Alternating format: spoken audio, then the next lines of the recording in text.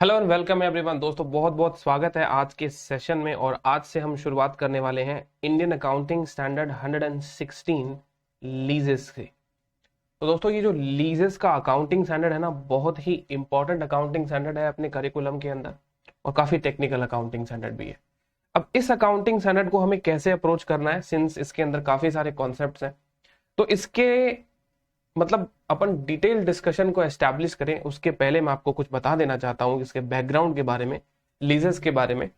जैसा कि आप सब लोग अपने इंटरमीडिएट या आईपीसीसी जिस करिकुलम से भी आप बिलोंग करते हैं, तो आपने वहां पर देखा होगा कि अकाउंटिंग स्टैंडर्ड 19 जो है, राइट, एएस 19 जो हम लीज अकाउंटिंग के ऊपर पढ़ते थे, तो वो सब अपने को मालूम है कि एएस 19 में हम क्या करते थे। मोटा मोटी आप सबको उसकी अकाउंटिंग भी पता है, उसका इम्पैक्ट भी पता है आपको, है ना। तो जैसे हमारे पुराने जमाने में क्या हुआ करता था कि जो एक तो अपना लेसर होता है और एक अपना लेसी होता है, ठीक है। तो ये जो लेसर और लेसी है आपस में लॉन्ग टर्म रेंटल अरेंजमेंट में एंटर होते थे। लॉन्ग टर्म रेंटल अरेंजमेंट जैसे क्या होता है कि अपन लीज बेसिकली क्या है, किराए का एक लॉन्ग टर्म अग्रीमेंट होता है ना। जैसे अपन बोलते हैं ना, रेंट और लीज में डिफरेंस क्या है। तो रेंट का मतलब जैसे कोई छोटी मोटी अवधि के लिए, स्मॉल पीरियड के लिए यदि आप कोई चीज किराए पे ले रहे हो तो वो रेंट में शामिल हो जाता है, रेंट काउंट कर लेते हैं अपन। वही उसका एक नॉन कैंसिलेबल अग्रीमेंट बना लेते हैं कि भाई 5 साल 10 साल तक हम ये चीज किराए पे ले रहे हैं, उसका एक अग्रीमेंट बन जाता है। तो फिर बाद में उस चीज को हम लीज के नाम से संबोधित करते हैं। अब जैसे इसके बारे में आपको काफी सारे फैक्ट्स शेयर करूंगा धीरे धीरे। तो जो इसका जो बैकग्राउंड एस्टैब्लिश करना है उसके बारे में बात करता हूं सबसे पहले, कि ये जो लेसर है और लेसी है, इन दोनों के बीच में जो लीज अग्रीमेंट्स होते थे, हम उन लीज अग्रीमेंट्स को ऑपरेटिंग और फाइनेंसिंग लीज में क्लासिफाई कर देते थे, है ना। ये जो भी हमारे लीज अग्रीमेंट होते थे, उन लीज अग्रीमेंट्स को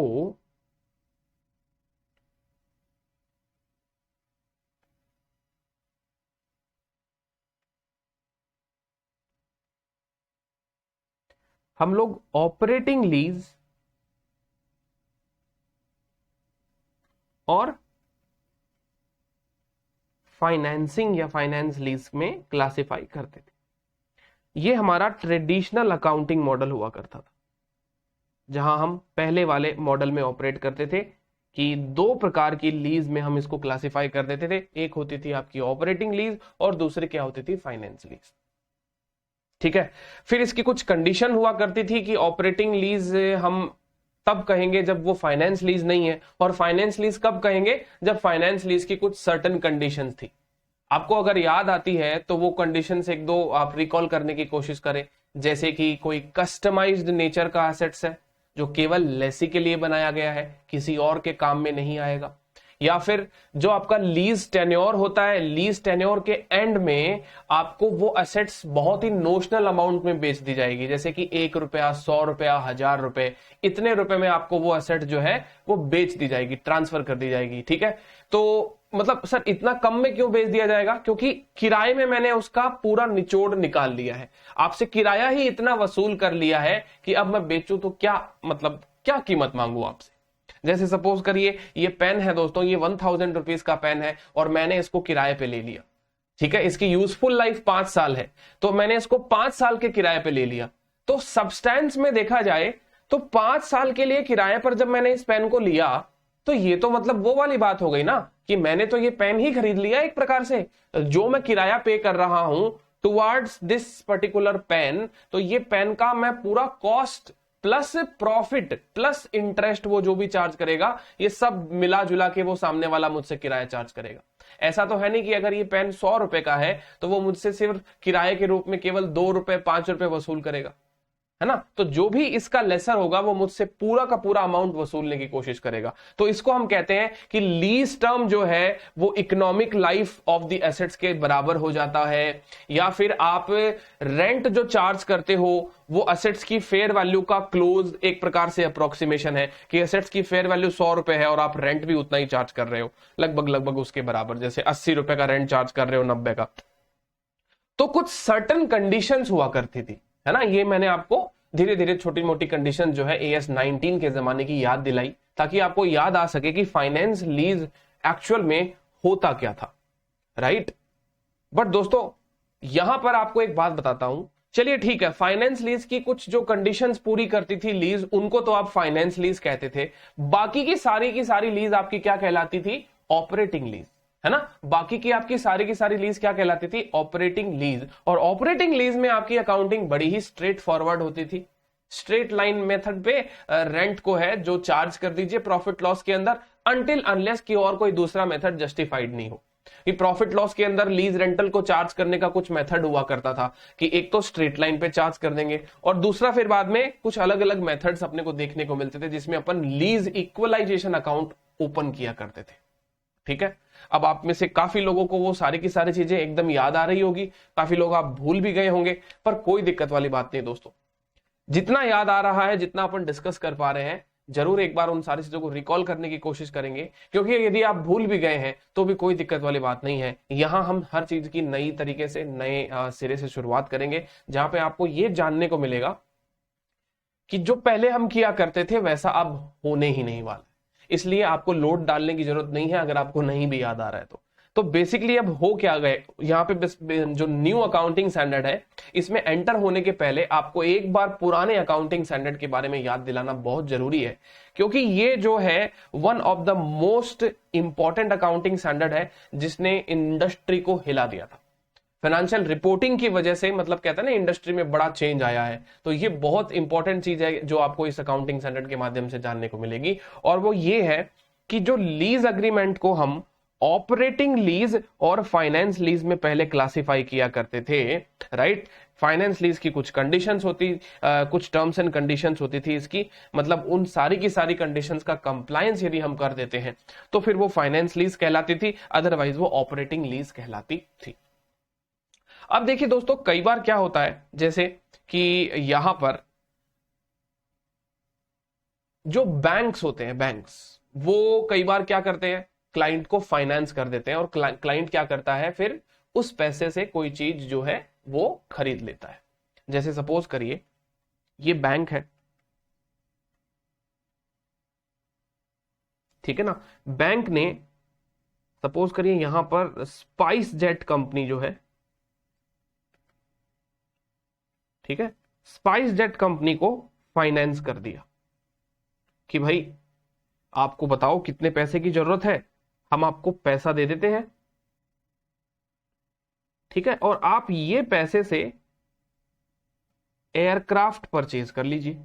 आप ये पैसे से क्या कर लीजिए, एयरक्राफ्ट जो है वो परचेज कर लीजिए। समझ रहे हो मेरी बात?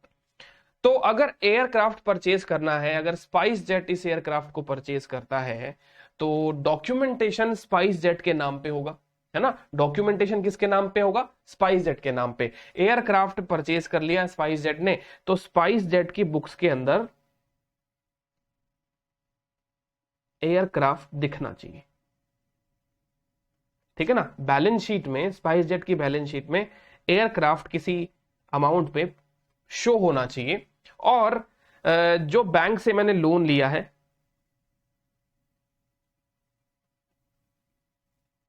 ठीक है, ये वाला बैंक लोन भी दिखना चाहिए। तो आप कहेंगे बिल्कुल सर सही बात है, ये वाला बैंक लोन भी इसकी बैलेंस शीट में दिखना चाहिए और ये एयरक्राफ्ट भी इसकी बैलेंस शीट में दिखना चाहिए। बट बाद में क्या होता था दोस्तों, सिंस ये बहुत बड़ी फाइनेंसिंग हो गई, बहुत बड़ी फाइनेंसिंग का मतलब ये हो गया कि एयरक्राफ्ट जो है वो छोटी मोटी चीज तो है नहीं, ठीक है, बहुत बड़ा इसके अंदर कॉस्ट इन्वॉल्व होता है, कॉस्ट ऑफ एक्विजिशन। तो आपका लोन भी यहाँ पर काफी बड़ा रहा होगा, एक्सपोजर जो है लोन का काफी बड़ा रहा होगा यहाँ पे।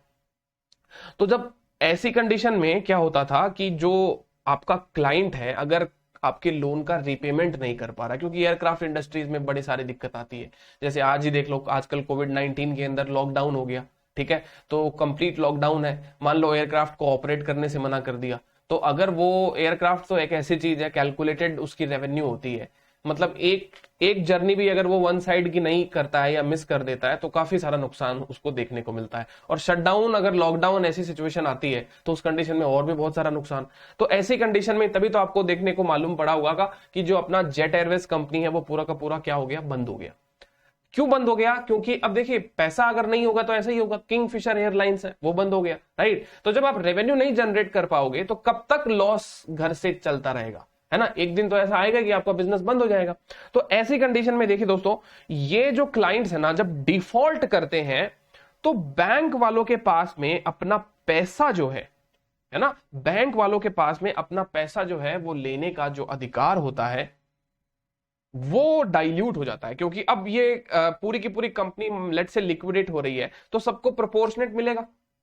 सबको क्या मिलेगा? प्रोपोर्शनेट अमाउंट मिलेगा। तो ऐसी कंडीशन में क्या होता है ना, देखिए दोस्तों, ऐसी कंडीशन में बैंक जो है डायरेक्ट फाइनेंस नहीं करता चीज को, बैंक करता है लीज फाइनेंस। समझ रहे हो?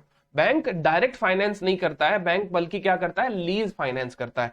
बैंक स्पाइस जेट को कहता है, बोला तुम मत खरीदो एयरक्राफ्ट, एयरक्राफ्ट मैं खरीदूंगा और मैं तुम्हें वही एयरक्राफ्ट जो है वो लीज पे दूंगा और तुम मुझे लीज के किराए का भुगतान करोगे। तो स्पाइस जेट ने कहा चलो ठीक है, मेरा काम तो भाई हो जाएगा, मेरे को तो अल्टीमेटली स्पाइस जेट यूज करना है, मैं सॉरी जेट एयरक्राफ्ट जो है मुझे तो यूज करना है, ठीक है। तो एयरक्राफ्ट यूज करना है तो चाहे एयरक्राफ्ट मैं मेरे नाम पे लूं चाहे आप अपने नाम पे लो, कोई दिक्कत वाली बात नहीं है। जनरली क्या होता है, अगर वो स्पाइस जेट के नाम पे, डॉक्यूमेंटेशन स्पाइस जेट के नाम पे होता है ना, तो फिर वो जो प्रोसीडिंग्स होती है लिक्विडेशन वाली, उसमें बड़ी दिक्कत आती है कि ये स्पाइस जेट को हम रिपोजेश नहीं कर सकते, रिपोजेशन नहीं हो सकता इस चीज का, है ना। किस प्रकार से ये आपका जो है फाइनेंस हुआ है उसके ऊपर काफी सारी चीजें बहुत जो निर्भर कर जाती हैं यहाँ पर, है ना। तो बैंक क्या बोलता है कि बोला कि मैं इन सब चीजों में फंसने वाला नहीं हूं, मैं क्या करूंगा, मेरे नाम पर एयरक्राफ्ट खरीदूंगा, राइट। नाउ अब क्या होगा, ये जो एयरक्राफ्ट खरीदा गया है, लेट्स से कि ये एयरक्राफ्ट जो है वो आपको पता होगा, जो हमारी प्रसिद्ध कंपनी है एक बोइंग जो जेट बनाती है, ठीक है, ये कंपनी है बोइंग।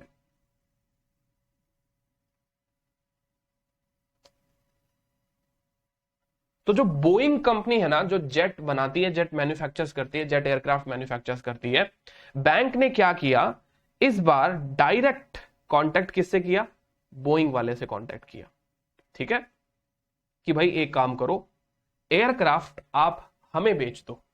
तो ओके, बोइंग ने क्या किया, बैंक के नाम पर एयरक्राफ्ट जो है वो सेल कर दिया। और बैंक के पास में दोस्तों पैसों की कमी नहीं है, बैंक ने एकदम रोकड़ा कैश देकर एयरक्राफ्ट परचेज कर लिया।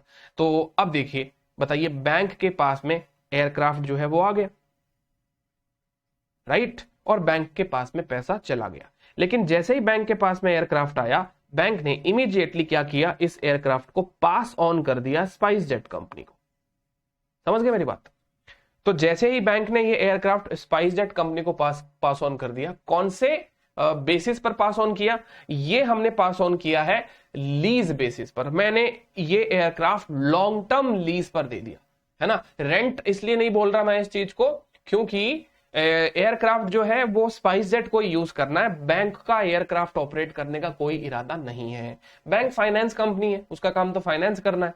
तो बैंक का एयरक्राफ्ट है जो बैंक के नाम पर है, ये बैंक ने क्या किया, स्पाइस जेट को ट्रांसफर कर दिया। अब देखिए दोस्तों, फिर होता क्या था, स्पाइस जेट को जब ये ट्रांसफर किया गया तो आइडली AS 19 के हिसाब से, अकाउंटिंग स्टैंडर्ड 19 जो हम पहले पढ़ते थे, या मैं आपको कहूं IAS इंटरनेशनल अकाउंटिंग स्टैंडर्ड 17 या फिर इंड AS 17, ये हमारे प्रीवियस अकाउंटिंग स्टैंडर्ड्स है, पुराने वाले अकाउंटिंग स्टैंडर्ड्स है, ठीक है ना। AS 19, इंटरनेशनली IAS 17 और इंडिया वाला इंड AS 17, ये सब एक ही थाली के चट्टे बट्टे हैं, है ना। इन सारी चीजों को रिप्लेस होकर अब IFRS 16 और इंड AS 116 आया है। तो पहले होता यह था कि हम लोग जब स्पाइस जेट की, वापस देखो मैं बैलेंस शीट बनाता हूं, स्पाइस जेट की अगर मैं बैलेंस शीट बना रहा हूं तो मैं ये कहूंगा कि मेरे बुक्स के अंदर एयरक्राफ्ट आ गया है। अब मैं ये कहूंगा ये एयरक्राफ्ट जो है वो मेरा खुद का नहीं बल्कि लीज पर है, ये एयरक्राफ्ट ऑन लीज, ठीक है, और इसकी करस्पॉन्डिंग मेरी लीज लाइबिलिटी आ रही होगी। बैंक को मेरे को ये पैसा देना ना, तो इसकी करस्पॉन्डिंग मेरी लीज लाइबिलिटी मेरे बैलेंस शीट में आ रही होगी। इसको कहते हैं अपन फाइनेंस लीज। इसको क्या कहते हैं अपने लोग? फाइनेंस लीज कहते हैं। अब फाइनेंस लीज अगर इसको कहते हैं तो फाइनेंस लीज का प्रेजेंटेशन बैलेंस शीट में ऐसे होता है।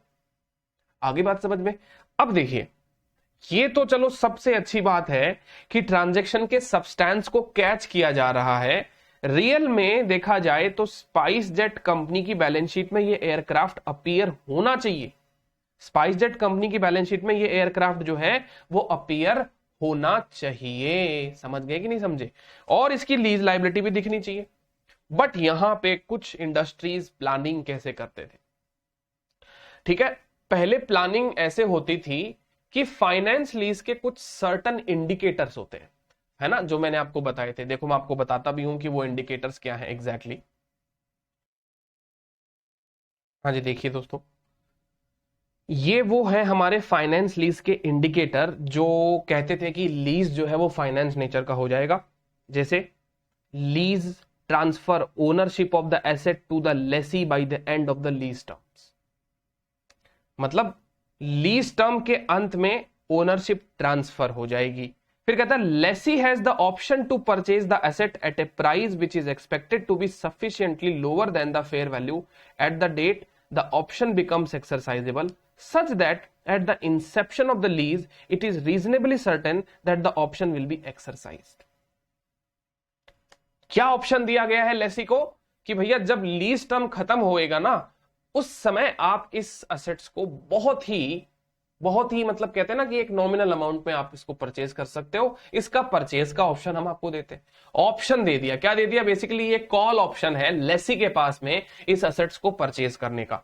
फिर कहता है लीज टर्म जो है वो इकोनॉमिक लाइफ के क्या हो? क्लोज हो। और फिर बाद में at the Inception of the lease आप जो चीज लीज पर दे रहे हो उससे वसूले जाने वाले किराए की प्रेजेंट वैल्यू उस असेट्स की फेयर वैल्यू के बराबर या क्लोज है, ठीक है। और लास्ट में कस्टमाइज्ड नेचर का असेट्स, ये सारे के सारे इंडिकेटर मैंने आपको बताए हुए थे। तो एक बार मैंने आपको इनका रिवीजन करा दिया। इसलिए रिवीजन कराया दोस्तों, तो पहले क्या होता था कि ये सारे फैक्टर्स में लोग करते थे छेड़छाड़, क्योंकि अगर ये सारे फैक्टर्स अगर कंप्लाई नहीं हो रहे हैं तो फिर वो फाइनेंस लीज से ऑपरेटिंग लीज में बदल जाएगा। वो चीज क्या हो जाएगी? फाइनेंस लीज से ऑपरेटिंग लीज में बदल जाएगी। तो अब ऐसी कंडीशन में क्या होता है, जब लोग यहां पे प्लानिंग करने लगे कि फाइनेंस लीज से ऑपरेटिंग लीज में बदल जाएगी चीजें, तो अगर मैं आपको यही कहूं कि ये एयरक्राफ्ट के ऊपर अगर मान लो मैंने अग्रीमेंट में कुछ ऐसा मैनिपुलेशन करा दिया कि भाई मतलब एक बार मैं जो रेंटल अग्रीमेंट कर रहा हूं उस रेंटल अग्रीमेंट में मैं पूरे के पूरे इकोनॉमिक लाइफ का अग्रीमेंट नहीं कर रहा। जैसे एयरक्राफ्ट की इकोनॉमिक लाइफ 10 साल है तो मेरा अग्रीमेंट 4 साल का करवा लिया मैंने, ठीक है। और फिर बाद में ऑन पेपर मैंने प्रूव कर दिया एयरक्राफ्ट की जो लाइफ है वो 15 साल है, जबकि मैं उसको लीज पे ले रहा हूं 6 साल के लिए। तो फिर जब इसको 6/15 अगर अपन करेंगे तो रेशियो टेस्ट करते हैं तो ये 6/15 जो है वो आता है 40%। अब 40% जो है वो क्लोज नहीं है इकोनॉमिक लाइफ के। फिर कई बार अपन लीज रेंटल में ऐसे छेड़छाड़ कर लेते थे कि लीज रेंटल को मैनिपुलेट कर दिया और लीज रेंटल जो भी अपन वसूल रहे हैं उसकी वैल्यू जो है वो फेयर वैल्यू के बराबर या क्लोज टू इक्वल नहीं आती थी। फेयर वैल्यूएशन के अंदर कुछ गड़बड़ कर दी, है ना। बहुत सारे अपने पास में ऐसे उपाय थे लीज अकाउंटिंग से बचने के कि लीज अकाउंटिंग करनी ना पड़े, है ना। बहुत सारे फैक्टर्स हैं, किसी भी फैक्टर्स को अपन इधर उधर कर देंगे और हम लीज अकाउंटिंग से बच जाएंगे। और पुराने जमाने में ऐसा होता भी था दोस्तों, पुराने जमाने में ऐसा होता भी था कि हम लीज अकाउंटिंग से बचने के दुनिया भर के उपाय ढूंढते रहते थे कि कैसे ना कैसे हम लीज अकाउंटिंग से बच जाएं, क्योंकि लीज अकाउंटिंग अपने आप के अंदर क्या है, अपना टास्क बढ़ा देती है। हर साल जो पेमेंट करना है P&L में रेंट बोल के डेबिट करके खत्म करेंगे, rent account debit to bank, ठीक है। Rent account debit to bank और रेंट P&L में चला जाएगा। बहुत ही सिंपल अकाउंटिंग। अदरवाइज लीज की अकाउंटिंग के अंदर वही बात है, अग्रीमेंट वाइज अग्रीमेंट उनकी वो टेबल बनानी पड़ेगी, प्रेजेंट वैल्यू निकालनी पड़ेगी, फिर बाद में फाइनेंस कॉस्ट निकालना पड़ेगा और दुनिया भर के ये वो बहुत सारे एडजस्टमेंट। तो दोस्तों यहां पर मेन चीज क्या हुई कि लोग इस लीज अकाउंटिंग से बचना स्टार्ट कर दिए। हमारी ये जो लीज अकाउंटिंग है ना, इस लीज अकाउंटिंग से लोग स्कैप होना स्टार्ट कर दिए, अपने आप को इससे दूर रखने लग गए। तो फिर क्या हुआ, जब मान लो मैं आपको यही एग्जांपल में कहता हूं कि बैंक ने स्पाइस जेट को ये एयरक्राफ्ट फाइनेंस लीज पे नहीं, बल्कि मैं कह रहा हूं आपको ऑपरेटिंग लीज पे दिया, और पुराने अकाउंटिंग स्टैंडर्ड 19 या IAS 17 या इंड AS 17 के हिसाब से ये सही भी है कि अगर आपने ऑपरेटिंग लीज पे एयरक्राफ्ट दिया है तो स्पाइस जेट की कंपनी के अंदर, राइट, स्पाइस जेट की कंपनी के बैलेंस शीट के अंदर ना तो आपको एयरक्राफ्ट दिखेगा, ना ही आपको कोई लीज लायबिलिटी दिखेगी। बताइए है कि नहीं, सही बात है ना तो एयरक्राफ्ट दिखेगा, ना ही हमें क्या दिखेगी, लीज लायबिलिटी दिखेगी। बैलेंस शीट इसकी बनेगी एकदम प्लेन। बैलेंस शीट क्या बनेगी इसकी, एकदम प्लेन बैलेंस शीट बनेगी, और बैलेंस शीट में कुछ भी नहीं आ रहा, ना तो एयरक्राफ्ट आ रहा है और ना ही हमारे पास में क्या आ रही है, लीज लायबिलिटी। समझ रहे हो मेरी बात? ठीक है, अब सुनिए, ये तो है स्पाइस जेट कंपनी, बराबर। अब स्पाइस जेट के जो पियर्स हैं, पियर्स जैसे कि जेट एयरवेज हो गए, है ना, विस्तारा एयरलाइंस हो गई आपकी, ये अपना एयर इंडिया हो गया, ये अपनी इंडियन एयरलाइंस की बात हो गई, ऐसे ही इंटरनेशनल एयरलाइंस भी हो सकती है ना, बहुत सारे एग्जांपल्स हो सकते हैं। अब देखिए दोस्तों, हमारे जो फाइनेंशियल स्टेटमेंट्स हैं उनका one of the most important characteristics क्या है कि वो कंपेरेबल होने चाहिए। वो क्या होने चाहिए, कंपेरेबल होने चाहिए। अब समझिए, स्पाइस जेट एक कंपनी है जिसका फाइनेंशियल स्टेटमेंट मैंने आपको यहां पे रख दिया, ये लीजिए, ये इसका फाइनेंशियल स्टेटमेंट है। फिर मैं आपको कहता हूं ये आपकी जेट एयरवेज है, अभी तो बंद हो गई, उस समय तो थी, लेकिन जेट एयरवेज है, उसकी भी बैलेंस शीट है, राइट। नाउ जेट एयरवेज की बैलेंस शीट में एयरक्राफ्ट दिख रहे हैं क्योंकि जेट एयरवेज ने फाइनेंस लीज पे लिया है, तो लीज लायबिलिटी भी दिख रही होगी। और भी बहुत सारे एयरलाइंस कंपनी हैं जिनकी किसी की बुक्स में वो दिख रहा है, किसी की बुक्स में वो नहीं दिख रहा। अब देखिए दोस्तों, आप पीयर टू पीयर क्या कंपैरिजन करोगे, स्पाइस जेट और जेट एयरवेज की बैलेंस शीट में रात दिन का अंतर है। अरे जेट एयरवेज की बैलेंस शीट में ह्यूज अमाउंट ऑफ एसेट्स और लायबिलिटीज दिख रहे होंगे, राइट, स्पाइस जेट की बुक्स में कुछ नहीं दिख रहा। क्या कंपैरिजन होगा इन फाइनेंशियल स्टेटमेंट्स का? इसका मतलब ये जो रिलैक्सेशन का जो आपको बेनिफिट मिल रहा है कि फाइनेंस लीज से कैसे बच जाएं, उसके बहुत सारे हजारों तरीके निकालती थी इंडस्ट्रीज और उससे बच जाती थी। कुछ इंडस्ट्रीज दिखा रही है, कुछ इंडस्ट्रीज नहीं दिखा रही, राइट। समझ रहे मेरी बात आप सब लोग? ये इसको अगर एयरलाइन के अलावा किसी दूसरे इंडस्ट्री के अंदर मैं आपको अगर लेके जाने की बात करूं, जैसे सपोज करिए ये आपका आइनॉक्स सिनेमा है, ठीक है, और दूसरा आपका PVR है, राइट, इनके बारे में भी सुना होगा आपने। अब मैं आपको कहता हूं कि आइनॉक्स सिनेमा जो है, तो सिनेमा हॉल का जो ऑडिटोरियम है, राइट, जो सिनेमा हॉल जो है, जो बेसिकली प्रॉपर्टी प्लांट इक्विपमेंट है, वो मेरा लीज के ऊपर है। अब सिनेमा हॉल मैंने मेरे बैलेंस शीट में दिखा दिया, इसके करस्पॉन्डिंग मेरी जो लीज लायबिलिटी है वो भी मैंने दिखा दी। लेकिन PVR ने सिनेमा हॉल को रेंट पे लिया है ना, बहुत सारे सिनेमा हॉल्स हैं, है ना, वो सारे के सारे सिनेमा हॉल जो PVR के हैं वो रेंट पे हैं, तो PVR की बैलेंस शीट में तो एब्सेंट है, ये डेटा ही नहीं है। अब बताओ दोस्तों, पीयर टू पीयर कंपैरिजन करेंगे तो क्या करेंगे? फाइनेंशियल स्टेटमेंट्स का तो मेन कैरेक्टरिस्टिक्स यही होता है, कंपैरेबिलिटी, है ना, कि अगर आप इंडस्ट्री के पीयर्स के साथ में कंपैरिजन करो तो आइनॉक्स और PVR में कंपैरिजन नहीं हो पा रहा, स्पाइस जेट और जेट एयरवेज में कंपैरिजन नहीं हो पा रहा, तो हमारी जो one of the most fundamental characteristics है लीज अकाउंटिंग की, वही खत्म हो गई यहां पे तो, राइट। तो इसी के ऊपर दोस्तों अब एक कोटेशन के साथ में इस अकाउंटिंग स्टैंडर्ड की शुरुआत करता हूं मैं। देखिए, ये जो है कोटेशन दिया था, मैं आपको बताता हूं, मतलब कोटेशन कह दीजिए आप इसको कोई, या मोटिवेशन वाक्य कह दीजिए, या लीज को शुरुआत करने का एक वो सेंटेंस जो है, डेविड ट्विडी सर जी, ये कौन है? ये इंटरनेशनल अकाउंटिंग स्टैंडर्ड बोर्ड के चेयरमैन थे उस समय के, IASB। जो अकाउंटिंग स्टैंडर्ड आप लोग सब पढ़ रहे हो, हम लोग सब जो पढ़ रहे हैं अकाउंटिंग स्टैंडर्ड, ये अकाउंटिंग स्टैंडर्ड्स के पीछे जो लोगों का मेन कंट्रीब्यूशन है वो है इंटरनेशनल अकाउंटिंग स्टैंडर्ड बोर्ड के स्टैंडर्ड सेटर्स, जिनका जो नॉलेज है वो बहुत ही जोरदार नॉलेज होता है इनको, क्योंकि इनको इंडस्ट्री की समझ होती है। तो देखिए इनका क्या कहना है कि David Tweedie was the chairman of the International Accounting Standard Board, he joked that he wanted to fly in an aircraft that actually existed on an airline's balance sheet। क्योंकि उस समय हालत ऐसी खराब हो गई थी कि एयरलाइन कंपनीज की बैलेंस शीट में एयरक्राफ्ट नाम का एसेट ही नहीं है। यानी एयरलाइन कंपनी जो सबसे इंपॉर्टेंट एसेट, जो सबसे इंपॉर्टेंट ऑपरेटिंग एसेट्स है एयरलाइन कंपनीज का, which is aircraft, that is not in the balance sheet of their companies. अब बताइए ये कितनी बड़ी बात हो गई कि एक एयरलाइन कंपनी की बैलेंस शीट में एयरक्राफ्ट ही नहीं है, क्योंकि सब लोग क्या करते हैं, उसको बोलते हैं हमने तो रेंट पे ले रखा है, हमने तो इसको रेंट पे ले रखा है। और जब जिस आपको पता है स्टैंडर्ड अलाउ कर रहा है रेंट अकाउंटिंग, अगर रेंट पे ले रखा है तो भैया रेंट की अकाउंटिंग करेंगे, रेंट भरेंगे, किराया भरेंगे, हम एयरक्राफ्ट को बैलेंस शीट में क्यों दिखाएंगे। और दूसरी बात दोस्तों, लोगों को दिक्कत क्या है, एयरक्राफ्ट को बैलेंस शीट में दिखाने से दिक्कत क्या है, दिक्कत यह है क्योंकि उससे रिलेटेड हमारी ह्यूज लाइबिलिटीज भी तो आती है साथ में, जो लाइबिलिटीज हमें आज ही बुक करनी पड़ेगी दोस्तों।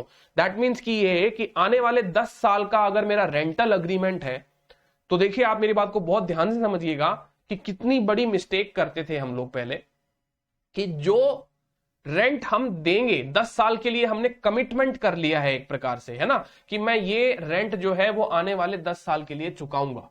तो अब इसका मतलब ये 10 साल के लिए मैं कमिटेड हो चुका हूं, समझ गए। अब ये 10 साल के लिए अगर मैं कमिटेड हो चुका हूं, तो क्या मुझे वो 10 साल के रेंटल की लाइबिलिटी जो है वो मुझे बैलेंस शीट में नहीं दिखानी चाहिए? बिल्कुल दिखानी चाहिए, क्योंकि ये एक प्रकार से मेरी लाइबिलिटी हो गई है जिसे मैं अवॉइड नहीं कर सकता। लाइबिलिटी का मतलब ही क्या है, जिसे आप अवॉइड ना कर सको। और रेंटल अग्रीमेंट, और आपको पता है लीज अग्रीमेंट जो होते हैं वो नॉन कैंसिलेबल होते हैं। अब नॉन कैंसिलेबल होते हैं तो फिर बाद में जब मैं रेंट को अवॉइड नहीं कर सकता, तो आने वाले 10 साल का जो भी मेरा रेंट आएगा, क्या उस रेंट की मुझे लाइबिलिटी बुक नहीं करनी चाहिए? बिल्कुल करनी चाहिए। बट इंडस्ट्री लोग नहीं करते थे, इंडस्ट्री के पार्टिसिपेंट जो हैं ये नहीं करते थे। इसी विचार को लेकर जो इंटरनेशनल अकाउंटिंग स्टैंडर्ड बोर्ड है उसने फिर बाद में ये पूरा प्रोजेक्ट जो है वो इनिशिएट किया कि चलिए अब अपन को अकाउंटिंग स्टैंडर्ड में बदलाव की जरूरत है, अदरवाइज तो ये चीज जो है वो बहुत गलत हो रही है। और बहुत लंबे लंबे प्रोजेक्ट्स चलते हैं दोस्तों इनके, ऐसा नहीं कि ओवरनाइट चेंज आ जाता है, राइट। इंटरनेशनल अकाउंटिंग स्टैंडर्ड 17 जब एग्जिस्टेंस में था तो IFRS 16 पूरा ड्राफ्ट हो चुका था, बट उसको इंप्लीमेंट करने में भी बहुत समय लगा। इसलिए इंटरनेशनल अकाउंटिंग स्टैंडर्ड बोर्ड का चेयरमैन वो यही कहता है, बेसिकली इसने पूरी बात ये कही थी कि बोलता है कि जब तक मैं इस अकाउंटिंग स्टैंडर्ड बोर्ड का चेयरमैन हूं, तो कम से कम मेरे टेन्योर के अंदर मैं ये चाहता हूं कि एटलीस्ट अब जब मैं ट्रैवल करूं, नेक्स्ट मेरी जो ट्रैवलिंग हो वो ऐसी कंपनी के साथ में हो जिस कंपनी की बैलेंस शीट में उसका एयरक्राफ्ट दिख रहा हो, है ना। तो ये दिस वाज द कंसर्न। इस लाइन को पढ़कर अपने को ये मालूम पड़ता है कि अकाउंटिंग स्टैंडर्ड बोर्ड वाज मतलब ये इसके अंदर मतलब उनको एक प्रकार से कहते हैं ना, बहुत ही इंपॉर्टेंट काइंड ऑफ थिंग है ये, कि इसका एक कंसर्न था कि भाई यहां पर अपने को इस चीज के अंदर बदलाव जो है वो लेकर आना है। तो बस बदलाव क्या लाया गया दोस्तों, बदलाव ये लाया गया कि ये जो लेसी है ना, लेसी, देखिए किसके ऊपर फोकस हो रहा है, लेसी के ऊपर हो रहा है, क्योंकि ये सब लोग लेसी हैं, राइट। तो अपन जब लेसी के ऊपर फोकस कर रहे हैं तो मैं आपको ये बताना चाहूंगा कि ये जो लेसी के ऊपर ये जो लोग ऑपरेटिंग और फाइनेंस लीज करते थे ना, स्टैंडर्ड सेटर बोर्ड जो है उसने एलिमिनेट कर दिया इन सारे कॉन्सेप्ट्स को। नाउ ऑन कि ऑपरेटिंग और फाइनेंस लीज जैसा कुछ आपको देखने को नहीं मिलेगा as far as the lessee is concern.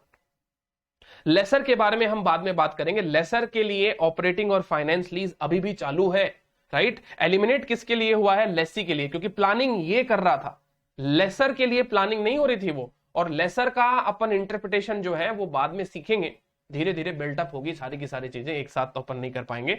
तो देखिए लेसी के लिए ऑपरेटिंग और फाइनेंस लीज के दोनों ऑप्शन जो है वो आज की तारीख में अब खत्म हो चुके हैं, और all the lease agreements are accounted as per the new IFRS 16 ROU model. अब अपने पास में सिर्फ एक मॉडल आ चुका है जिसका नाम है RO और U। ROU मॉडल पे आपको अकाउंटिंग करनी पड़ेगी। There is no concept which is termed as operating lease और finance lease as far as the lessee books are concern. इसी के साथ में इस पर्टिकुलर अकाउंटिंग स्टैंडर्ड की हमारी शुरुआत होती है, राइट। जो बैकग्राउंड मैंने आपको बताया वो बताना बहुत जरूरी था, क्योंकि ऐसा हम पहले किया करते थे। और जो मेन जो सीरियस कंसर्न है, जो मैंने आपको ये बताया ना, पीयर टू पीयर कंपैरिजन है ना, ये पीयर टू पीयर कंपैरिजन, और मतलब कहने का मतलब आपको अगर शुद्ध देसी भाषा में बोलूं तो रेंट तो एक बहाना है और लीज के ट्रांजैक्शन को हमें छुपाना है। ऐसा काम हो रहा था पहले, तो हम रेंट के बहाने से लीज ट्रांजैक्शंस को छुपा रहे थे और एक प्रकार से हैवी लायबिलिटीज की बुकिंग हम नहीं दिखा रहे थे हमारे बैलेंस शीट में। दोस्तों इन सारी चीजों का इंपैक्ट पड़ता है, क्योंकि जो चीज आपकी 10 साल तक आज कमिटेड हो गई है, आने वाले 10 साल तक जो किराया आप पे करने वाले हैं, तो सोच के देखिए जरा, ये 10 साल तक का आपका कैश फ्लो, इतना कैश फ्लो तो यहीं पे ब्लॉक हो गया, ये तो आपको पे ही करना पड़ेगा, है ना। तो इसके ऊपर यदि आप कोई कैश जनरेट करेंगे तो वो आपके शेयर होल्डर्स के काम आएगा। लेकिन जैसे मैं आपको कह दूं, मेरी बैलेंस शीट में 20 करोड़ का कैश पड़ा है और मेरे को अगले ही दिन किराया पे करना है, और एग्जैक्टली मेरे को 15 करोड़ का किराया पे करना है, तो देखा जाए तो 20 करोड़ में से 15 करोड़ रुपए का रेंट तो मेरा पे हो जाएगा, तो इफेक्टिवली कंपनी में तो 5 करोड़ ही कैश बचा। तो जब तक मैं वो लाइबिलिटी नहीं दिखाऊंगा, 20 करोड़ का कैश दिखाकर मैं दिखाता हूं कि भाई चलो 15 करोड़ की मेरी लीज लाइबिलिटी है, तब इन्वेस्टर को अपने आप कॉल ले लेना चाहिए कि देखिए इस कंपनी का कैश बैलेंस इतना है तो लाइबिलिटी भी है। तो कहने का मतलब जब आप उस चीज को बैलेंस शीट में दिखाओगे ही नहीं, तो दिखाए बिना तो मालूम कैसे पड़ेगा। इसीलिए ये सारे के सारे परिवर्तन जो है दोस्तों करे गए। और अब आप निकालिए अपना मॉड्यूल इंड AS 116 की, करते हैं शुरुआत। बहुत सारे कॉन्सेप्ट इसमें आपको पढ़ने को मिलेंगे जो यहाँ पे आपको देखो लिखे गए हैं, राइट। तो ये 1 बाय 1 करके ये सारी की सारी चीजें जो है वो अपन पिकअप कर लेंगे। इसमें ऐसे इसको एज सच पढ़ने की कोई दरकार नहीं कि क्या क्या कॉन्सेप्ट है। 1 बाय 1 सब कुछ अपने सामने आते रहेंगे। ओवरव्यू मैंने आपको इसका आराम से अच्छे से दे दिया है कि इसके ऊपर क्या क्या लॉजिक्स थे। डेट्स वेट्स की बात करें तो मैं आपको बता देता हूं कि वही बात है, अपने देश के अंदर आपको सबको पता है, स्टार्टिंग में इनिशियल सेशंस में भी मैंने बताया था, अल्टीमेट कंट्रोलर बॉडी हमारे तो देश में कौन है, मिनिस्ट्री ऑफ कॉर्पोरेट अफेयर्स है। आईसीआई तो सिर्फ सजेस्ट करता है उसको कि भाई ये देखो ये स्टैंडर्ड हमने बना दिया, ये ऐसा है वैसा है, बट सारे के सारे डिसीजन जो है वो गवर्नमेंट के हाथों लिए जाते हैं।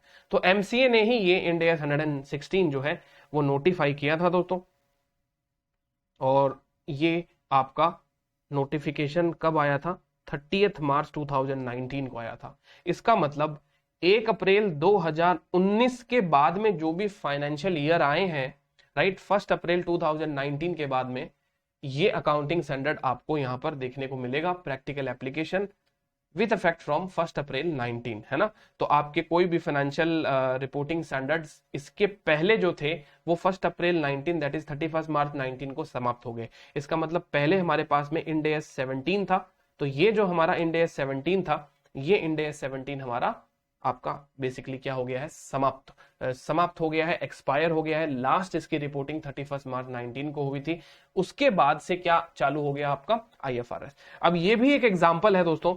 ये एग्जांपल क्या है, जैसे कि मैंने आपको बताया था पहले कि हमारे पास में कुछ सर्टन इंटरनेशनल अकाउंटिंग स्टैंडर्ड्स हैं, राइट। तो इंटरनेशनल अकाउंटिंग स्टैंडर्ड्स क्या है, जो 2001 के पहले से ही लिखे गए हैं, और 2001 के पहले वाले इंटरनेशनल अकाउंटिंग स्टैंडर्ड को हमने इलिमिनेट नहीं किया, हमने हटाया नहीं, हमने मतलब इंटरनेशनल अकाउंटिंग स्टैंडर्ड बोर्ड ने, जैसे कि हमने अभी प्रीवियस अकाउंटिंग स्टैंडर्ड जो पढ़ा था वो था आपका इंड AS 2 इन्वेंट्री, उसका करेस्पॉन्डिंग IAS क्या है, IAS 2 है। तो हमने IAS को हटाया नहीं ना, लेकिन 2001 के बाद में अब जो नए अकाउंटिंग स्टैंडर्ड बनेंगे ये सब IFRS सीरीज में बनेंगे। तो जैसे जैसे समय की मांग है जो आगे बढ़ती जाएगी, इंटरनेशनल अकाउंटिंग स्टैंडर्ड जब भी अपडेट होंगे तो नया जो अकाउंटिंग स्टैंडर्ड निकल के आएगा वो IFRS सीरीज में आएगा, वो IAS सीरीज में नहीं आएगा। जैसे कि IAS 17 को ही अमेंड कर दिया सर, तो अमेंड तो करने जितना प्रोविजन नहीं है इसमें, तो क्या है कि ओवरऑल ये तो पूरा का पूरा रिवैम्प ही हुआ है अकाउंटिंग स्टैंडर्ड, है ना। स्टार्ट A टू लेकर Z की जितनी भी चीजें हैं सब चेंज हो गई और नए नए गाइडेंस आए, तो नया अकाउंटिंग स्टैंडर्ड बनाना पड़ा। तो नया अकाउंटिंग स्टैंडर्ड फिर IAS सीरीज का नहीं बनेगा, वो कौन से सीरीज का बनेगा, वो IFRS सीरीज का बनेगा, सिंस कि आज इंटरनेशनल अकाउंटिंग स्टैंडर्ड बोर्ड है ना। और उस समय 2001 के पहले जितने अकाउंटिंग स्टैंडर्ड बन गए थे वो इस सीरीज में अभी तक जो इंटरनेशनल अकाउंटिंग स्टैंडर्ड बोर्ड है उसने अडॉप्ट कर रखे। तो जब जब समय आएगा उनको चेंज किया जाएगा और नए अकाउंटिंग स्टैंडर्ड बनाए जाएंगे। आपकी जानकारी के लिए बता दूं कि ये तो था आपका लीज वाला अकाउंटिंग स्टैंडर्ड। ऐसे ही एक अकाउंटिंग स्टैंडर्ड वो आपका पूरा बनकर तैयार हो चुका है, रेडी टू इंप्लीमेंटेशन स्टेज में आ चुका है, जो कि आपका इंश्योरेंस कॉन्ट्रैक्ट से रिलेटेड स्टैंडर्ड है, वो इंश्योरेंस के बेसिस। तो उसका स्टैंडर्ड का नंबर है IFRS 17। हमारे कोर्स में वो इंड AS 117 बन के आएगा, बट अभी एज ऑफ नाउ वो कोर्स में नहीं है।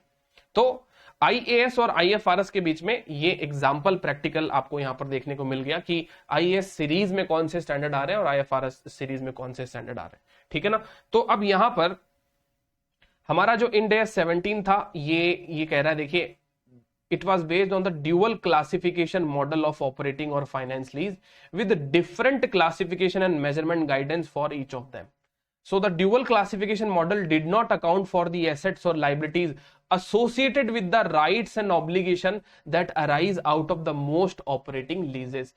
देखिए, जो हमारा पहले ड्यूअल क्लासिफिकेशन मॉडल था वो कहीं ना कहीं मिस कर जाता था किन सारी चीजों को, असेट्स और लाइबिलिटीज जो कि आपके राइट्स और ऑब्लिगेशन से रिलेटेड है, जो ऑपरेटिंग लीज में आप नहीं दिखाते हो।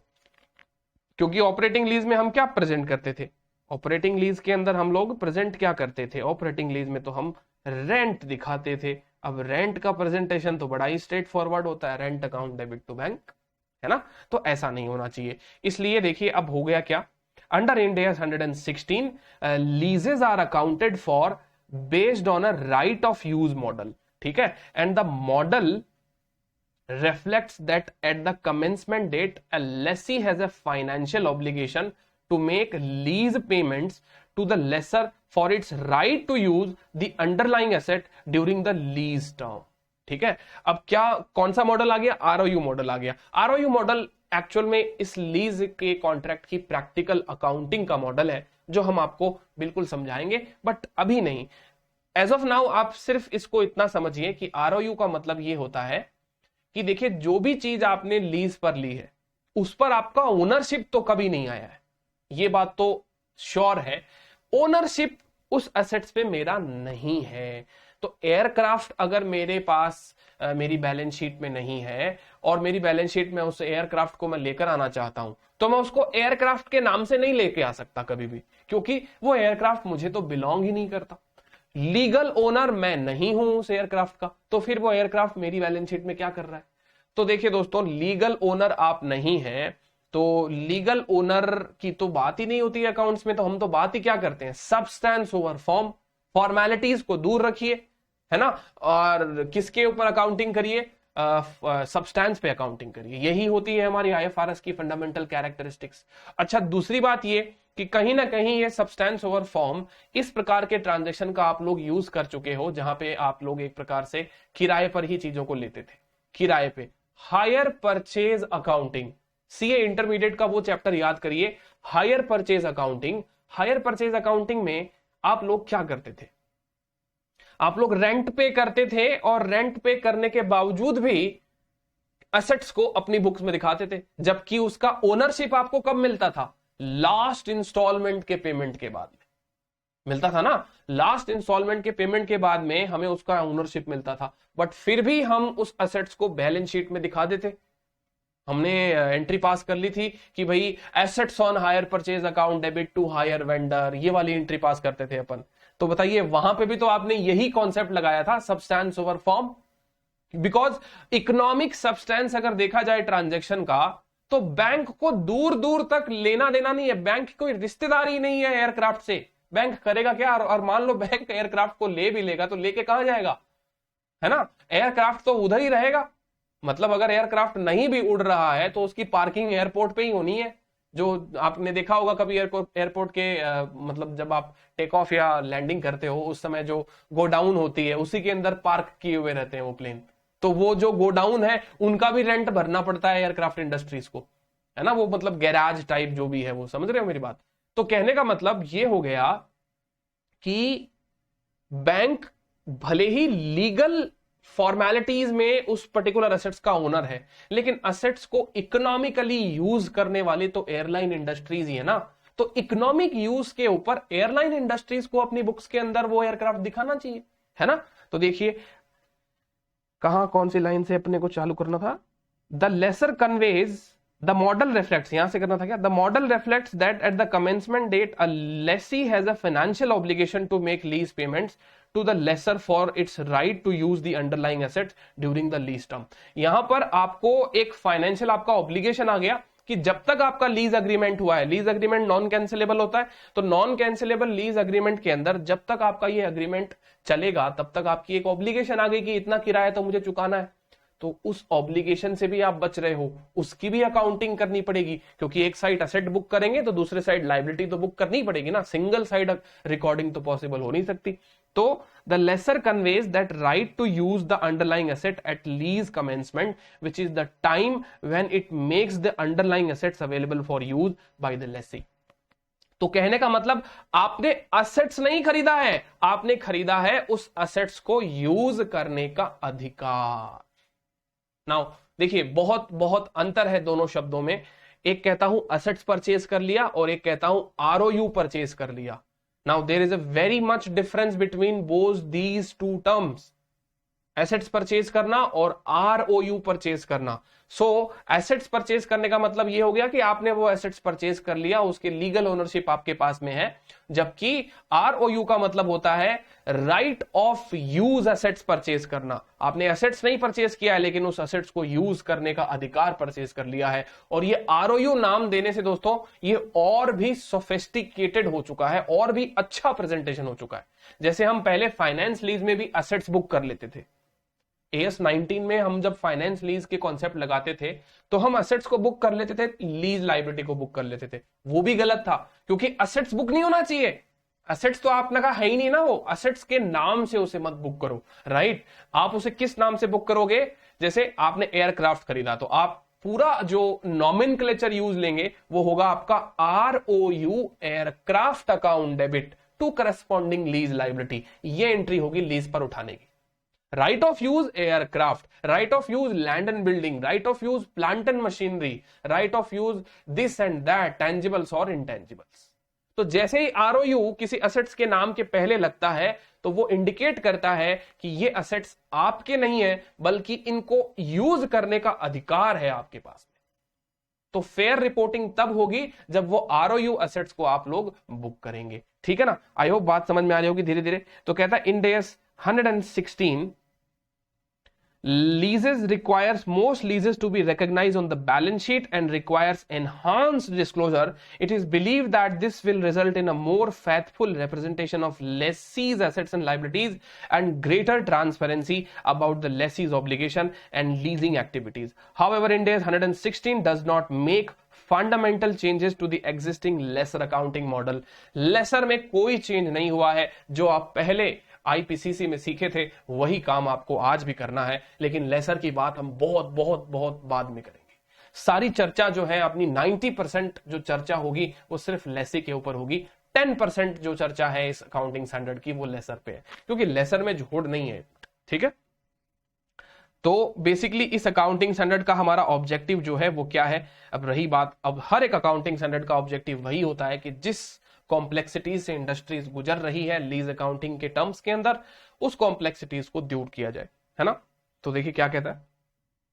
Objective of this standard is to ensure that the lessee and lessor provide relevant information in a manner that faithfully represents those transactions. This information gives a basis for users of financial statements to assess the effect that leases have on financial position, financial performance और cash flow of an entity. बहुत सारी चीजें इस lease transaction से प्रभावित होती है। So this standard requires an entity to consider the terms and condition of contracts and all relevant facts and circumstances and to apply the standard consistently to contracts with similar characteristics and in similar circumstances.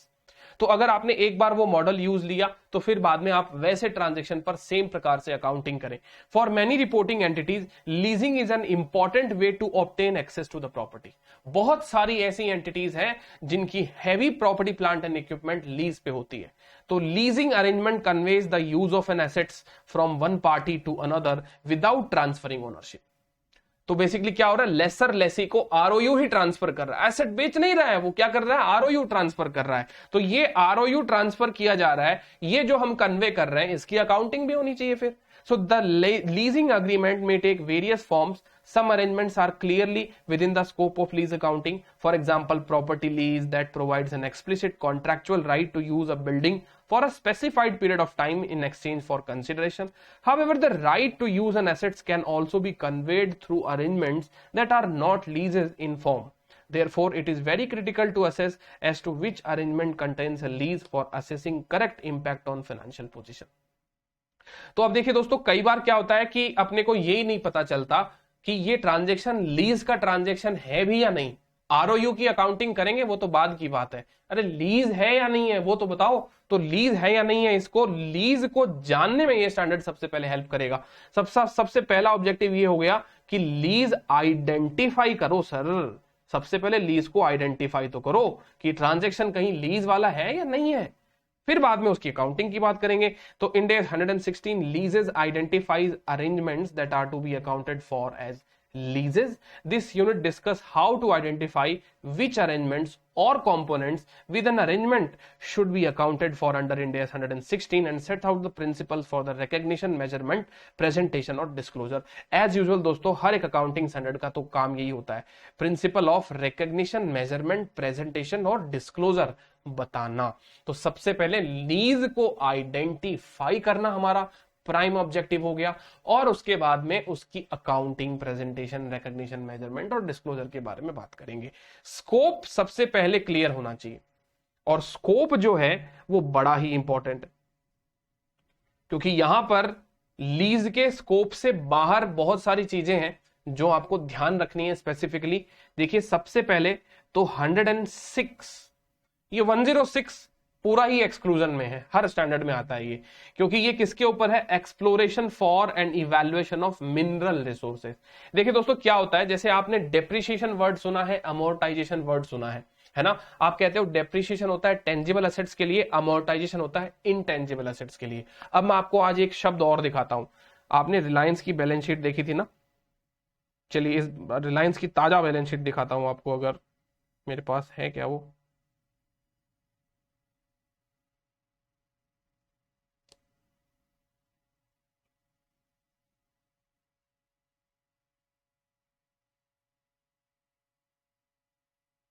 एक second रुकिए। हाँ जी दोस्तों, तो देखिए यहां पर मैं आपके सामने रिलायंस की 2021 की एनुअल रिपोर्ट, नई वाली एनुअल रिपोर्ट आपके सामने रखता हूं, और यहां पर पेज नंबर, कौन से पेज नंबर मिलेगा आपने को,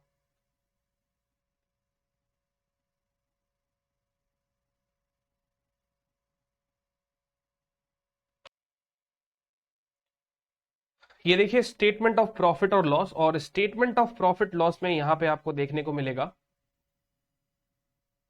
depreciation, amortisation, depreciation for tangible assets, amortisation for intangible assets. Sir ये डिप्लीशन एक्सपेंसेस क्या होता है, खदानें होती है ना, उसके अंदर डिप्लीशन एक्सपेंसेस बुक करना होता है अपने को। डिप्लीशन का हिंदी मतलब एक प्रकार से क्षय, क्षय मतलब गिरावट होना है ना, तो डिप्रिशिएशन का ही दूसरा भाई है ये डिप्लीशन जो है।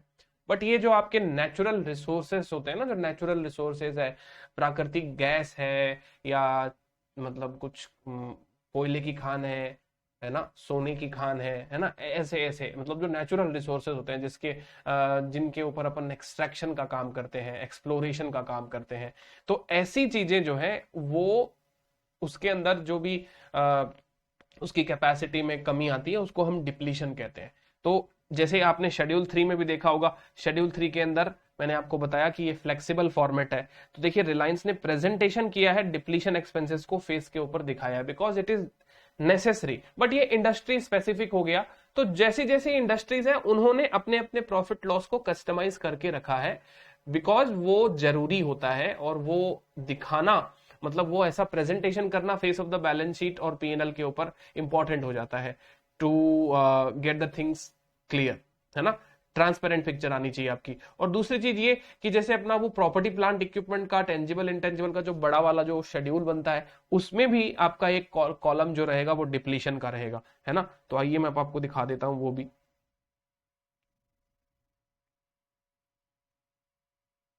बहुत काफी बड़े बड़े अकाउंट्स होते हैं ऐसी कंपनियों के।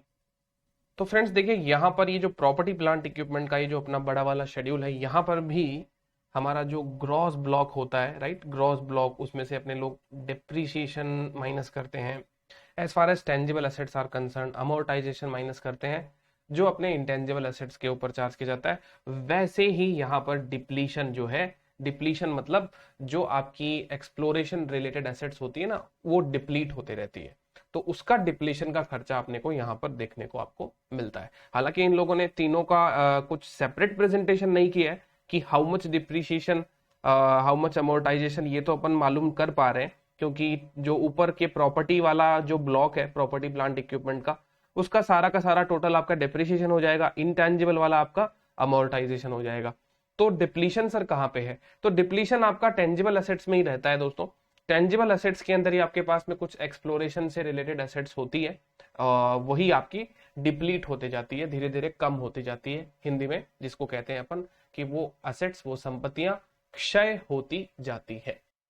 तो ये था दोस्तों अपना डिप्लीशन से रिलेटेड कुछ छोटा सा कॉन्सेप्ट। यहाँ पे डिप्लीशन अपन कैलकुलेट कैसे करेंगे, डिप्लीशन से रिलेटेड जो हमारे सोर्स एसेट्स हैं उसका कैपिटलाइजेशन कैसे होता है, इसके बारे में हमको सारी की सारी जानकारी जो है दोस्तों वो प्राप्त नहीं करनी है during the part of our curriculum, both in paper number 1 FR और GFRS एज वेल।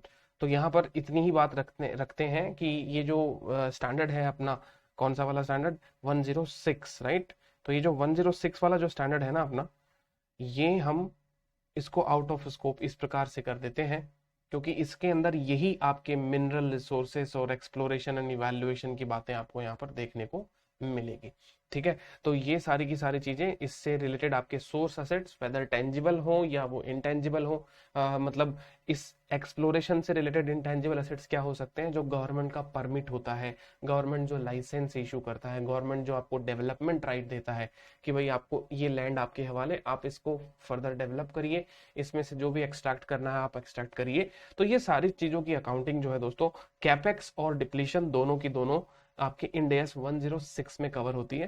तो 106 जो है वो, इसलिए ये वाला एरिया जो है वो आपके हर एक अकाउंटिंग स्टैंडर्ड से क्या होता है, बाहर होता है, स्कोप आउट होता है।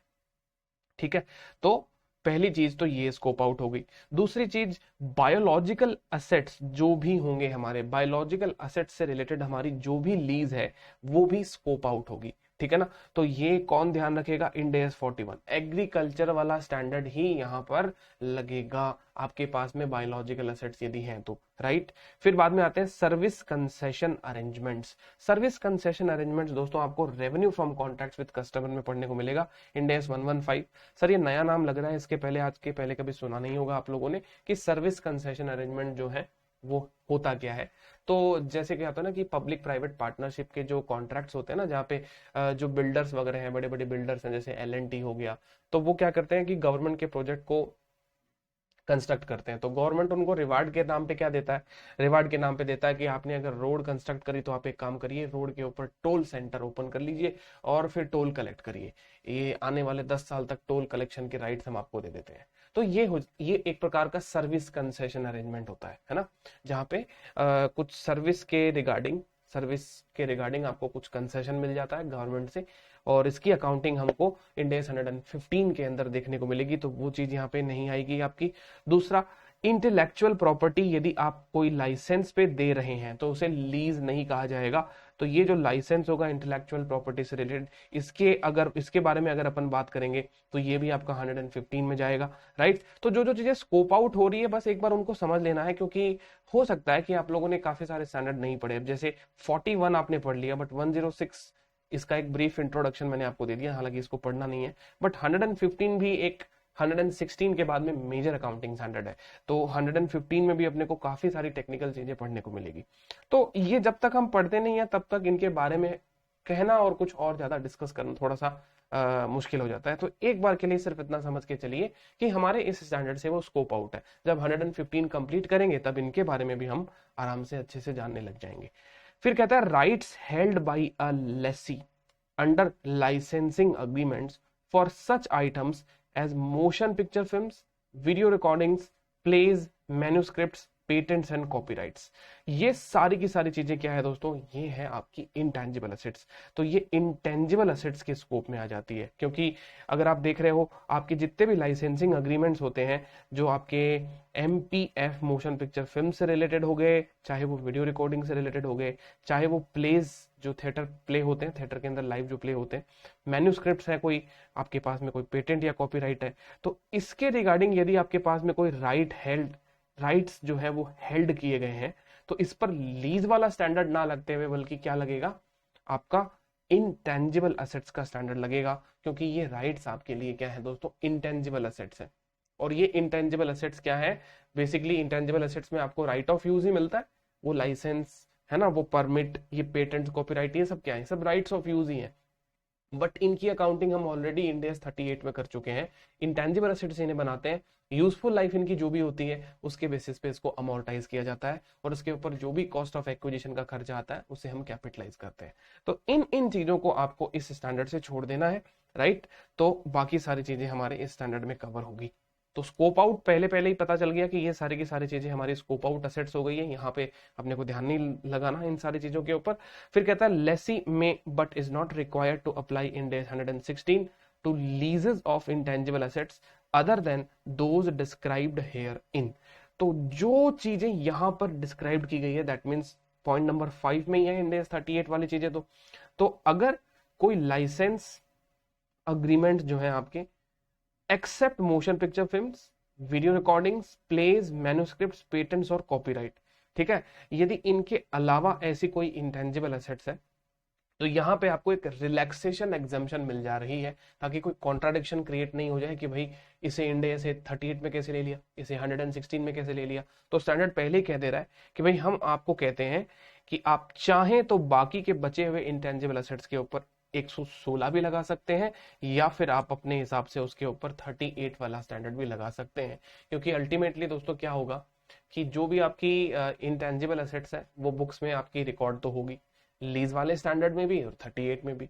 बस लीज वाले स्टैंडर्ड के अंदर हम राइट ऑफ यूज एसेट्स को क्या करेंगे, डेप्रिशिएट और अमोर्टाइज करेंगे, वहां पे भी हम हमारे इंटेंजिबल एसेट्स को अमोर्टाइज करते हैं। अब वही बात है, अगर इंटेंजिबल एसेट्स हुआ तो इंटेंजिबल एसेट्स दोनों ही स्टैंडर्ड में अमोर्टाइज होगा, लीज वाले स्टैंडर्ड में भी एज वेल एज 38 में भी। तो कहने का मतलब यहाँ पे स्टैंडर्ड कहता है कि दोनों में सिमिलर अकाउंटिंग है, इसके पीछे अब हम आपको और कुछ कहने की आवश्यकता नहीं रखते। बचे हुए पर आप 38 लगाएं तो भी वही बात है, 116 का स्टैंडर्ड लगा दे तो भी वही बात है, क्योंकि इफेक्टिवली अगर लीज पर मैं इंटेंजिबल एसेट्स लूंगा तो एक साइड में इंटेंजिबल एसेट्स रिकॉर्ड करूंगा, एक साइड उसकी लायबिलिटी रिकॉर्ड करूंगा।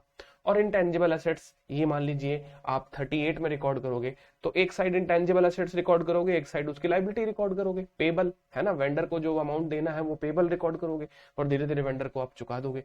तो अब लीज वाले स्टैंडर्ड में अकाउंटिंग करें या 38 में करें, तो जवाब बहुत ही सिंपल है, किसी में भी करिए, कोई दिक्कत वाली बात नहीं है। तो यहां तक अपना हो जाता है दोस्तों इसका एक स्टैंडर्ड का ब्रीफ इंट्रोडक्शन, जहां पे आपको ये पता चला कि इस स्टैंडर्ड का बैकग्राउंड क्या है। अब सबसे इंपॉर्टेंट जो टॉपिक है वो आपका यहीं से स्टार्ट हो जाता है, रिकग्निशन एग्जाम्पशंस। तो रिकग्निशन एग्जाम्पशन जो होगा वो आपको वीडियो के नेक्स्ट पार्ट में देखने को मिलेगा, राइट। तो यहाँ पे एक बार इसको पॉज करते हैं, नेक्स्ट सेशन रिज्यूम हो जाएगा रिकग्निशन एक्सपेंसेस से, ठीक है। तो मिलते हैं हमारे नेक्स्ट सेशन के अंदर। Thank you guys.